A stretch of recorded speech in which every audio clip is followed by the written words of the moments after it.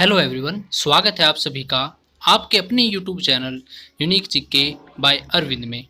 अगर आपने इस चैनल को अभी तक लाइक, शेयर और सब्सक्राइब नहीं किया तो प्लीज़ इस चैनल को लाइक, शेयर और सब्सक्राइब जरूर कीजिए। आज हम आपके लिए लेकर आए हैं गज़ल, जिसके कवि हैं फिराक गोरखपुरी। आइए शुरू करते हैं आज गज़ल, जिसके कवि हैं फिराक गोरखपुरी। देखिए, नोरस गुंचे पंखड़ियों के नाजुक ग्रहें खोले हैं, या उड़ जाने को रंगों गुलशन में पर तोले हैं। देखिए, कवि कहना चाहता है कि वसंत ऋतु के आगमन पर चारों तरफ हरा भरा दिखाई देता है, फूलों की खुशबू वातावरण में फैल जाती है। देखिए, नोरस का मीनिंग क्या होता है, अर्थ क्या होता है, वसंत ऋतु। गुंचे का मतलब क्या होता है, फूल की कलियां। ठीक है। पंखुड़ियाँ आपको पता है, छोटी छोटी पत्तियाँ। ठीक है। नाजुक क्या होता है, कोमल। गिरहें होती हैं, गांठें। ठीक है।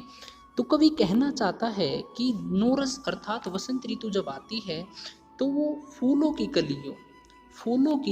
कलियों की जो कोमल गांठ है वो खोल देती है। अर्थात वसंत ऋतु के आगमन पर जो फूल होते हैं, जो फूलों की पत्तियां होती हैं, वो खिलनी शुरू हो जाती हैं, फूल खिलने शुरू हो जाते हैं। अब देखिए आगे, या उड़ जाने को रंगो बो गुलशन में पर तोले हैं। कहता है उड़ जाने को रंगो बू का मतलब रंग, मतलब रंग सभी को पता है, कलर। ठीक है। बू का मतलब खुशबू या गंध। ठीक है। गुलशन क्या होता है, उद्यान, बगीचा। पर मतलब पंख। कवि कहता है कि बाग को देखने पर ऐसा प्रतीत होता है जैसे बाग में खिले हुए रंग बिरंगे जो फूल है, उनकी खुशबू उड़ उड़ जाने के लिए अपने पर या पंख खोल रही हैं।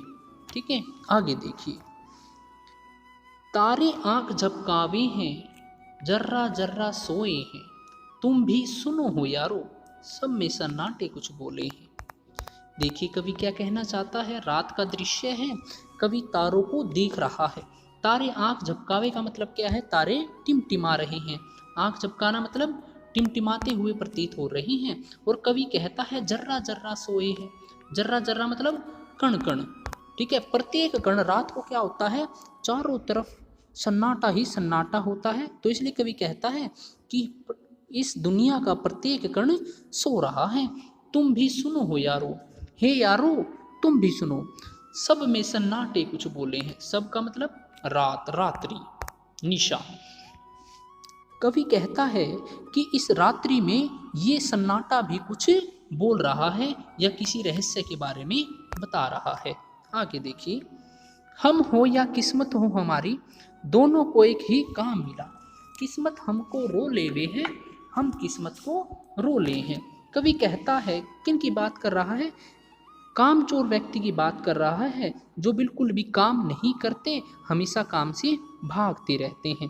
तो कवि कहता है कि ऐसा व्यक्ति हमेशा जिंदगी भर क्या करता है, अपनी ही किस्मत को दोष देता रहता है और किस्मत उसको दोष देती रहती है। तो एक उस अकर्मण्य व्यक्ति को एक ही काम मिलता रहता है, अर्थात वो हर समय किसको दोष देता है, अपनी किस्मत को दोष देता है।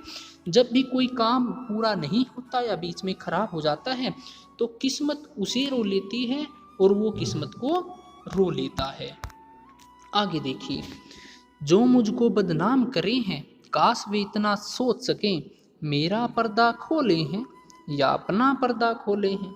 देखिए, कवि क्या कहना चाहता है, कवि उन लोगों को संबोधित करके बात कह रहा है जो कवि को बदनाम करने की कोशिश करना चाहते हैं या उस पर बदनामी का दाग लगाना चाहते हैं।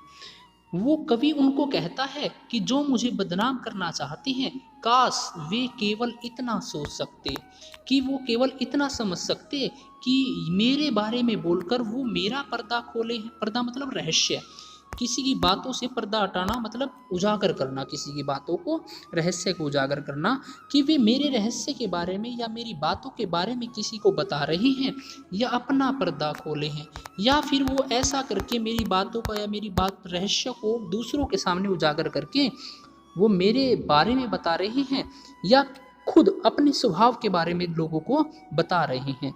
इसलिए कवि कहता है कि हमें कभी भी किसी की निंदा नहीं करनी चाहिए, हमेशा ध्यान रखना चाहिए।